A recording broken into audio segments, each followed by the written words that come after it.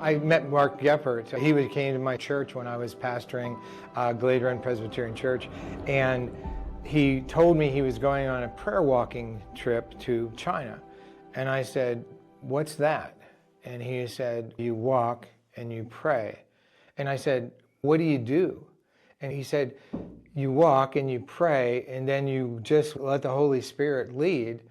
And I said, "That sounds strange, but I'll try it." So I went to China, and I went to Tiananmen Square. The first day we were prayer walking in Tiananmen Square, which was pretty cool.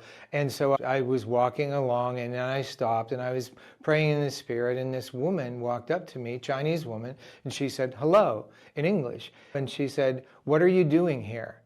And I had not rehearsed this, but I said, "I traveled 10,000 kilometers to tell you about Jesus."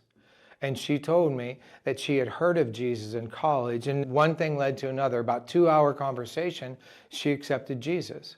And she asked me if she could have a Bible, a Chinese Bible, and I just happened to have one. We were bringing Bibles into the country. And so the next day I took a Bible to her, and she came to the door, and there was this other woman with her, and she said, "This is my roommate. I led her to the Lord last night."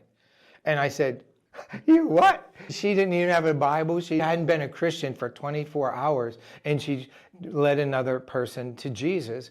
And that was my introduction to prayer walking. And then we went to Chengdu, China, and we were walking past a bunch of people on our way to a Buddhist temple, and one person couldn't walk. I felt like the Lord was telling me that I was supposed to pray for that person's healing, but I passed him up. And then I passed him again. I went back a third time, and the Lord said a third time, "You need to pray for this man." So I prayed for him, and I said, "I'm going to pray in English. Do you understand English?" And he didn't understand English. And I said, "I'm going to pray for God to heal you." And so he was just expectant, I think. But I prayed, and he had this biggest smile on his face, but he couldn't walk. To me, the prayer was ineffective.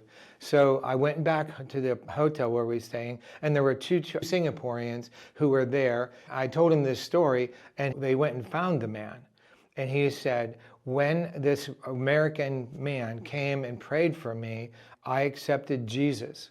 He accepted Jesus by me praying in English or whatever my tongue is. And he accepted Jesus. Prayer leads to something more than prayer. Prayer is the beginning, but prayer isn't the end. And the Southeast Asia Prayer Center is simply where it starts. And the reason why it works is because we're connecting to the God of the universe. And that's the biggest miracle, I think, of prayer. I get to talk to the God of the universe. And just the other day, I was visiting a person, and he wasn't home.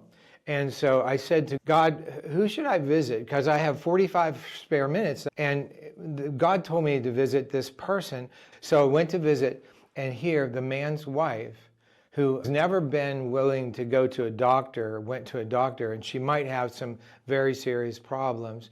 And he said to me, "How did you know that my wife needed prayer?"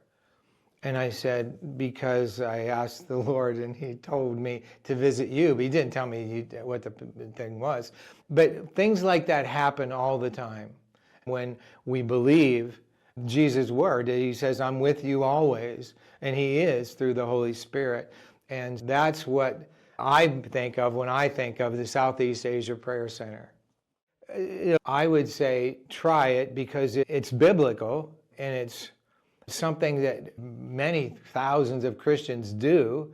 I don't know if this is helpful, but Lily Tomlin, a comedian, says, "When we talk to God, we call that prayer. When God talks to us, we call that schizophrenia." We say, usually, if I say, "God talks to me," there's something wrong with me. But God talks to us all the time.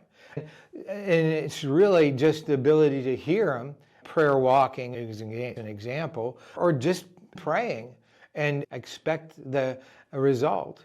And then when something like a woman who is Chinese, spoke perfect English at Tiananmen Square, or whenever a man who's paralyzed and you pray for him and he accepts Jesus, you only have to have a couple of those things happen before you believe it's real.